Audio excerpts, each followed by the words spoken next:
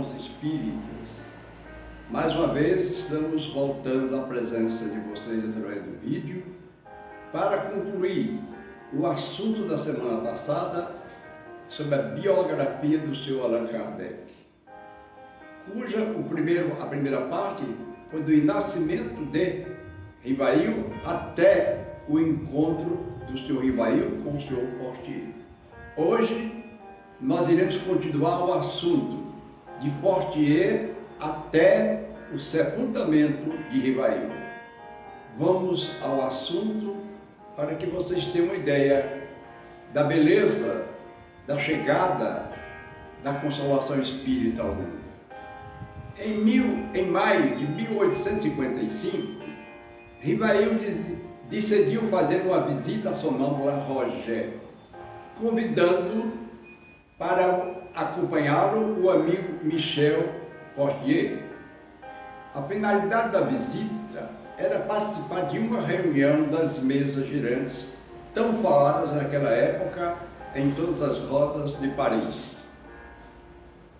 Fortier, enquanto caminhava ao lado do amigo Rivail, ia narrando os fenômenos de intervenção dos espíritos através da escrita em ardósia. Narrava ainda que as mesas girantes, além de girarem, também falavam com as pessoas presentes.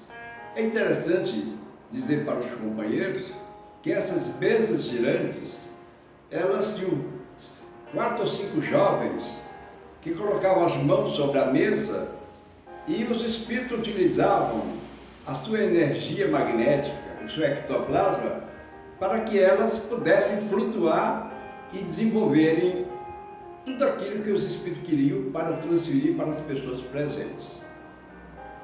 Algo que eu narrava ainda que as mesas girantes, além de girarem, também falava com as pessoas presentes. Estou repetindo porque é o início de uma nova etapa para a vida do Sr. Rivail. Algo que o Sr. Rivail, naquela hora em que Fortier estava ali narrando, dizendo: quanto a isso é outra coisa. Só vou acreditar quando conseguirem provar que uma mesa sem cérebro possa pensar e tenha nervos para sentir, para que seja uma sonâmbula. Vocês vejam, o nosso codificador era um camarada muito sério em tudo que fazia.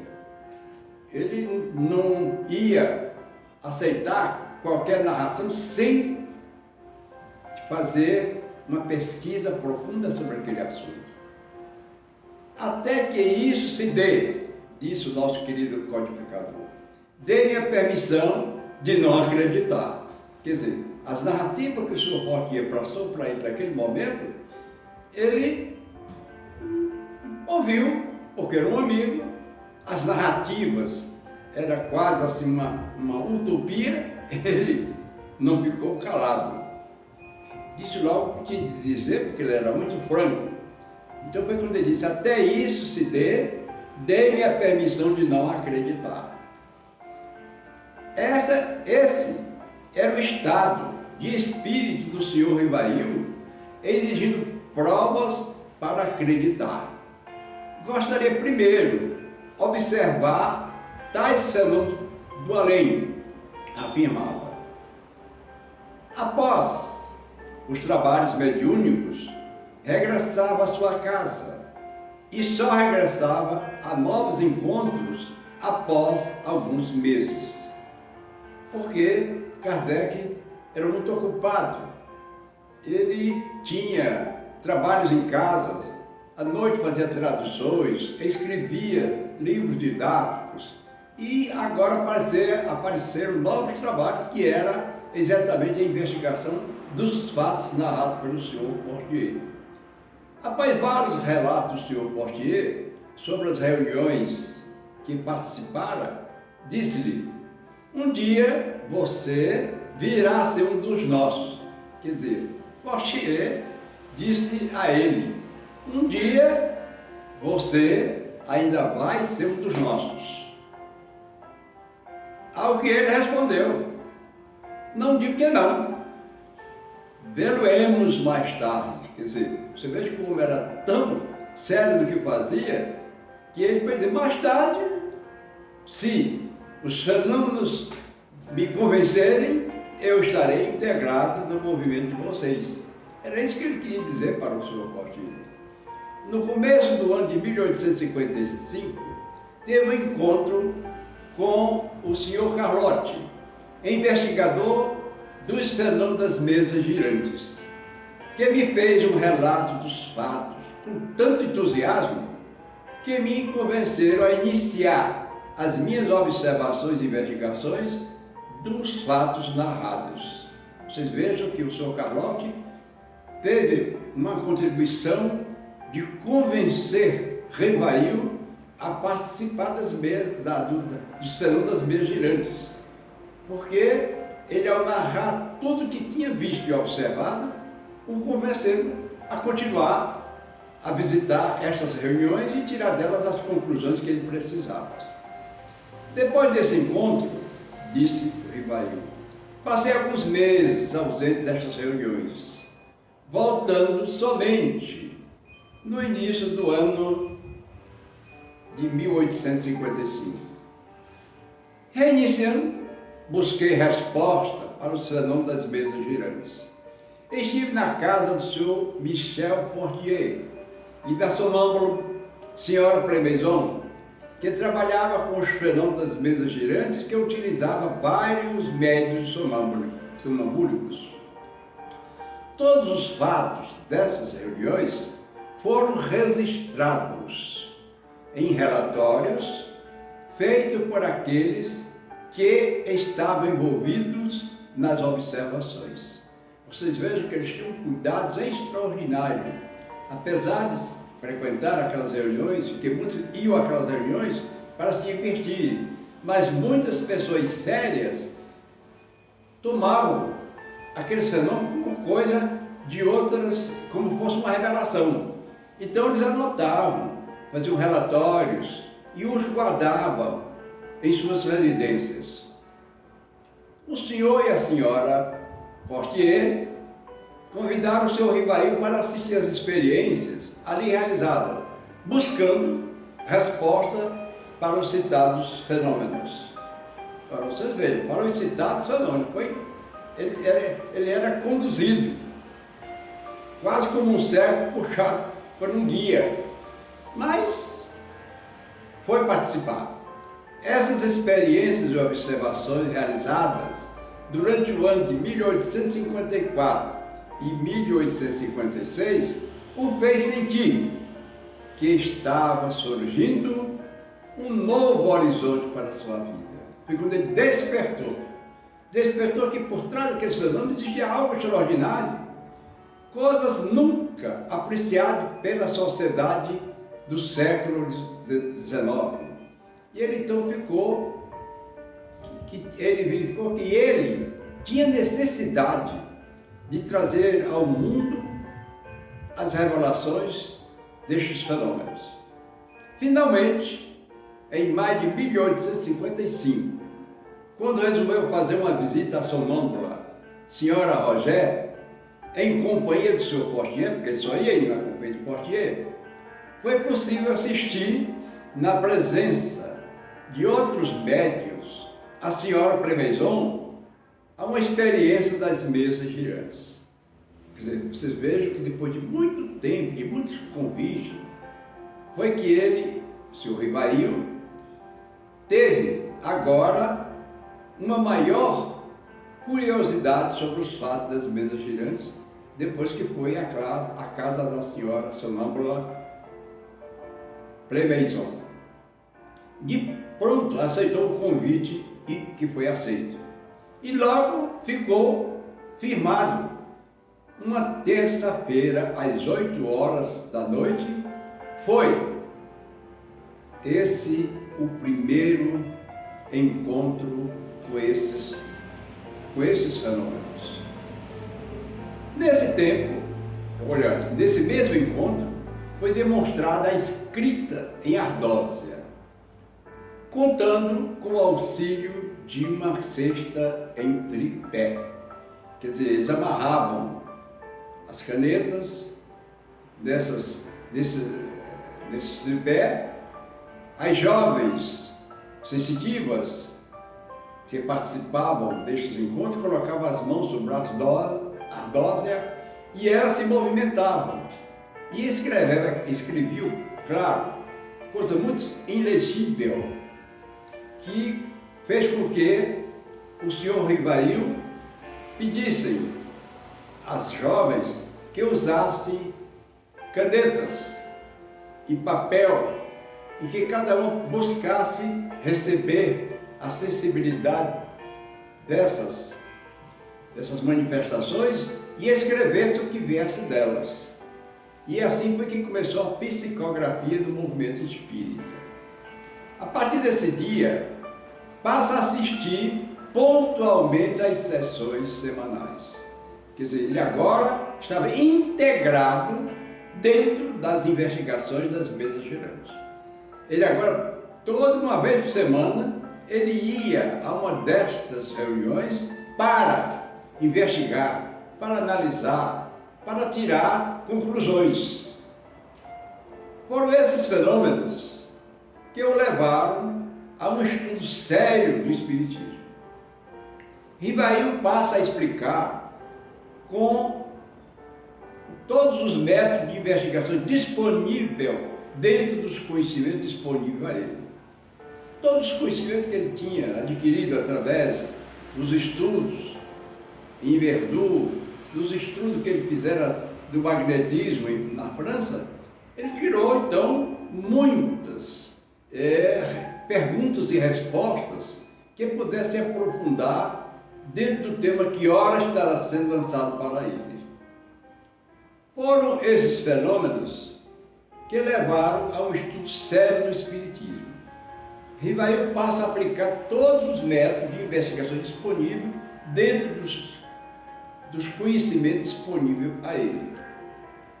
Buscava, através dos efeitos, encontrar as causas e delas tirar as deduções pelo encadear lógico dos fatos, não aceitando como válida uma explicação, a não ser quando ela possa resolver as dificuldades da questão.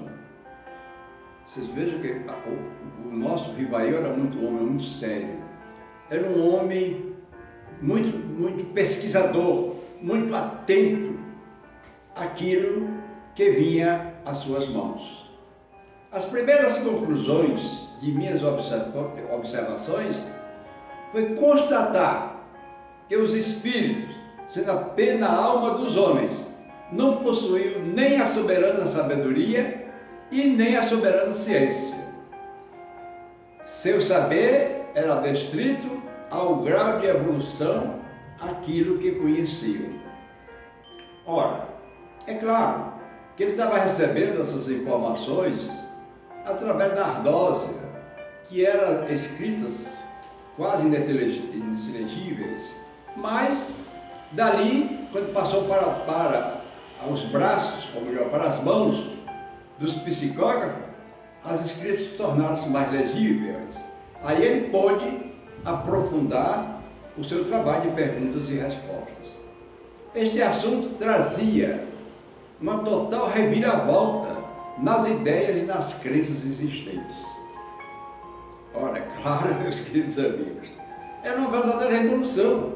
Até aquela época, não se tinha ideia do mundo espiritual, que quando a gente passava para o outro lado da vida, ia viver esta vida espiritual com todos os atributos da vida física, com a nossa inteligência, com o nosso livre-arbítrio, com as nossas conquistas, levava conosco.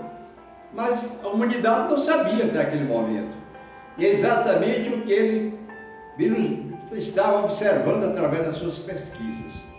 E foi como ele passou, naquele momento, para nós, dizendo, a partir dessas revelações, Rivail passa a agir em relação aos espíritos, como teria feito com os homens. Recebeu dos vários pesquisadores das mesas girantes um farto documentário de suas pesquisas, fruto de suas observações. Os meus irmãos estão observando que antes de Kardec entrar nas sessões das mesas girantes, existiam outros pesquisadores que vinham já há mais tempo, também curiosos, buscando escrever tudo aquilo que eles recebiam das mesas ou das ardosas. E dali eles fizeram um farto material que guardaram em suas casas e que mais tarde passaram para as mãos do senhor Rivail para que ele retirasse de todos aqueles documentos aquilo que era necessário para concluir a primeira edição do livro que ele pretendia lançar. A partir dessas revelações, Rivail passa a agir em relação aos espíritos como teria feito com os homens. Ele, mais uma vez, eu estou procurando trazer à memória de vocês essa frase, porque tem tudo a ver com a continuidade dos assuntos que ele vai agora observar, pesquisar e estudar. Recebeu dos vários pesquisadores das mesas girantes um fato documentado de suas pesquisas e observações. Foi por intermédios desses documentos que ele tirou muita coisa que contribuiu para o lançamento da primeira edição do Livro dos Espíritos.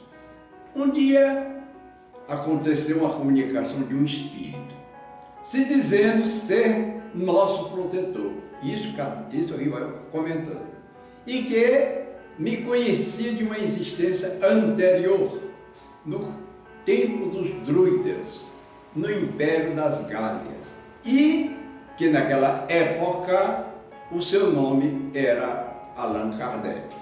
Vocês vejam que através dessa entidade, que depois se chamou Espírito de Verdade, foi que ele recebeu essa informação, que essa entidade disse-lhe que era amigo dele naquela época passada e que lá o nome dele era Allan Kardec.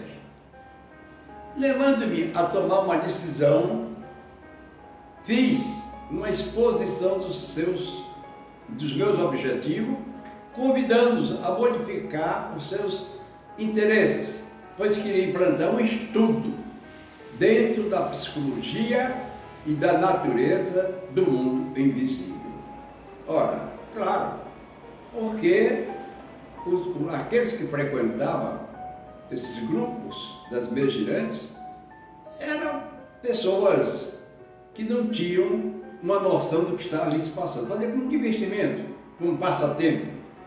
E é claro que eles não iam indagar das mesas alguns questionamentos da vivência nossa na Terra.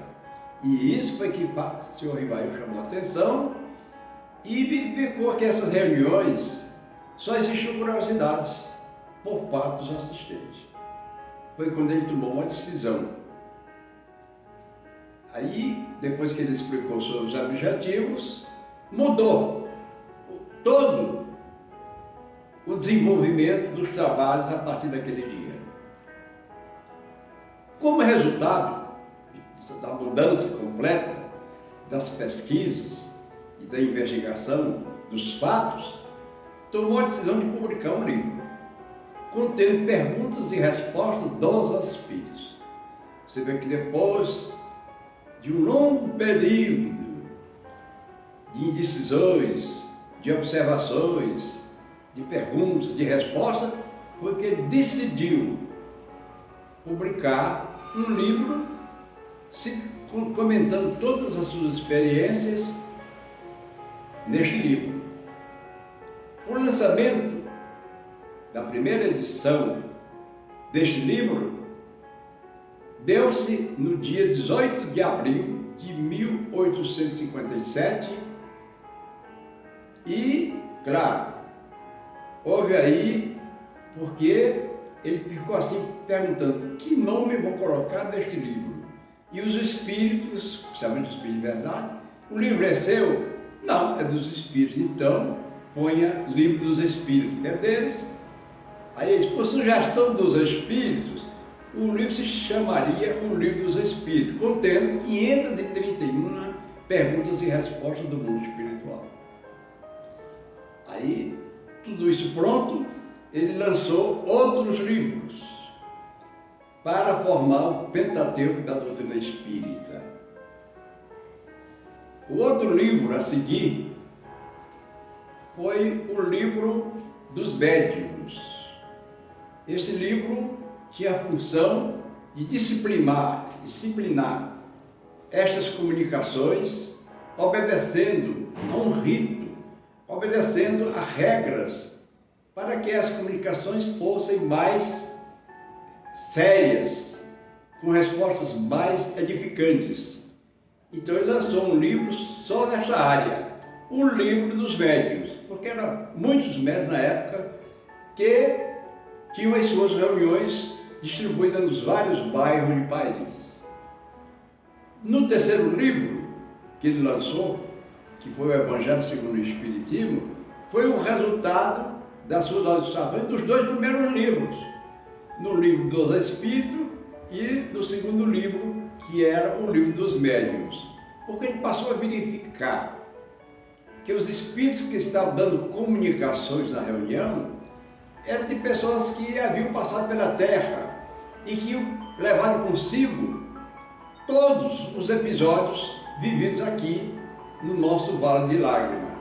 Eram espíritos que haviam suicidado, eram espíritos que tinham tido fracassos amorosos, fracassos financeiros, desastres e etc. E que eles, quando se comunicavam nas reuniões, narravam os seus sofrimentos. Então ele verificou que necessitava o povo da Terra de um instrumento para evitar este sofrimento do outro lado da vida. Aí sim, ele lançou o livro O Evangelho segundo o Espiritismo. A seguir, veio um outro livro polêmico, porque a ideia do povo naquela época era que existia apenas 4 estados para a alma depois da morte. Era o inferno, o purgatório, o limbo e o céu. E esses 4 estados não davam resposta convincente às pessoas do seu estado depois da morte. Porque nem todo mundo era santo para ir para o céu. Há muitos eram pessoas sérias, honestas, embora que tivessem seus defeitos, e iriam para o purgatório. E isso tudo eternamente. E aqueles que não tinham vivido a vida correta iam muitos para outras regiões chamadas inferno. E o limbo era só para os espíritos das crianças. Passado o tempo do lançamento das obras do livro Céu e Inferno, ele foi mais além. Ele resolveu resumir todo o conteúdo dos primeiros 4 livros em uma edição de um outro livro, que pudesse narrar todos os fatos e fenômenos desde a origem da humanidade até aquela hora em que ele estava lançando um novo livro, a Gênese. Porque a Gênese se divide em 4 partes, e em cada parte ele enfoca algo a respeito da vida do homem, não só desde o seu aparecimento até aquele momento de suas comunicações através das mesas girantes, das ardosas, etc. Então, ele, claro, durante esse período, guardou muitos documentos que não deram tempo de ser publicados porque ele desencarnou. E com o seu desencarne, essas obras transformaram-se num livro chamado Obras Póstumas. Quer dizer, apanharam todos aqueles documentos, fizeram uma seleção e lançaram um livro com todos os pensamentos do seu Allan Kardec, depois que ele havia desencarnado. Mas no período ainda das primeiras obras, ele lançou um livro que, para trazer mais facilidade para o povo entender a nova doutrina que estava surgindo, chamado O que é o Espiritismo. E logo paralelo ao livro O que é o Espiritismo, ele lançou uma brochura, O Espiritismo em sua simples expressão. Quer dizer, vocês vejam que ele era um homem tão didático que ia lançando livros e mais livros, mas numa sequência, um após outros, dos mesmos relatos, dos mesmos estudos, das mesmas observações, agora com outra visão, dentro de cada plano que ele estava sendo observado por ele. Allan Kardec desencarnou no dia 31 de março de 1869, de uma ruptura de aneurisma com 65 anos de idade. O seu corpo foi velado e sepultado no cemitério de Père Lachaise, Paris, França, onde foram feitos pelos espíritas da época um túmulo, aonde ainda hoje ele existe e é venerado por todos aqueles que vão visitar Paris, principalmente a família espírita, levam flores e depositam no túmulo do Kardec. O seu corpo foi velado e sepultado no cemitério Père Lachaise, que eu já citei há pouco instante. Durante o seu sepultamento, foram 4 membros da Sociedade Espírita de Paris, que trabalham com ele lá na sociedade. Esses 4 companheiros, na ocasião do seu sepultamento, recitaram preces. Cada um fez uma prece diferente para o espírito que acabava de deixar o corpo. Mas tinha um outro companheiro de grande amizade, médium do senhor Rivail, que foi convidado para fazer o discurso de despedida do nosso querido Allan Kardec. No discurso final, esse amigo que foi convidado para fazer o discurso chamava-se o astrônomo Nicolas Camille Flammarion, que escreveu muitos livros, e livros famosos, que ainda hoje é usado pela astronomia. Destacamos alguns trechos das suas palavras. Ele disse já no final do seu discurso: vem da morte, meus senhores, vem desses cadáveres sepultados na noite sinistra dos túmulos. A imortalidade é a luz da vida, como este sol brilhante é a luz da natureza. Até logo!